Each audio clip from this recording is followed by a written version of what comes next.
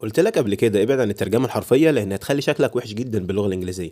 وأنت برضه ما سمعتش الكلام. خلاص براحتك، تعرف ترجم دي. لوس ليبس سينك شيبس، هتقول لي إن الشفايف اللي هي الغير مربوطة أو الشفايف الواسعة هتغرق السفن.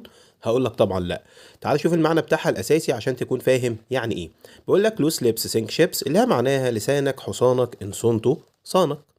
طيب تعال نشوف حاجة تانية. بيقول لك wrong and strong، هتقولي طبعا مخطئ وقوي، هقول لك طبعا خطأ. امال التعبير الصح بتاعها ايه او الترجمة الصحيحة بتاعتها ايه يا مستر؟ ما تيجي تقول لحد wrong and strong زي ما احنا بنقول بالبلدي او بنقول بالمصري كده، ضربني وبكى وسبقني واشتكى، فعشان كده هتقول له wrong and strong. wrong and strong. تمام. تعال نشوف حاجة تانية. لو جيت قلت لك don't make waves، هتقول لي معناها لا تصنع الأمواج، هقول لك طبعا برضو خطأ لأن دي ترجمة حرفية. طب معناها يا مستر؟ لو قلت لحد don't make waves اللي هي معناها لا تفتعل المشاكل أو لا تختلق المشاكل.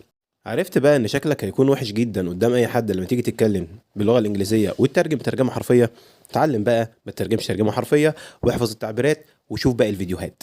لو عجبك الفيديو وشايف ان هو مفيد وتعرف حد مهتم باللغة الإنجليزية، يا ريت تعمله شير للفيديو وتعرفه طبعا بالقناة. ولو حبيت تتعمق أكثر في اللغة الإنجليزية، أكيد طبعا هيشرفني وجودك في القناة ومتابعة باقي الفيديوهات. يا رب أكون ضفت لك حاجة جديدة. كان معاكم مستر مشهور، أشوفكم في فيديو جديد. مع السلامة.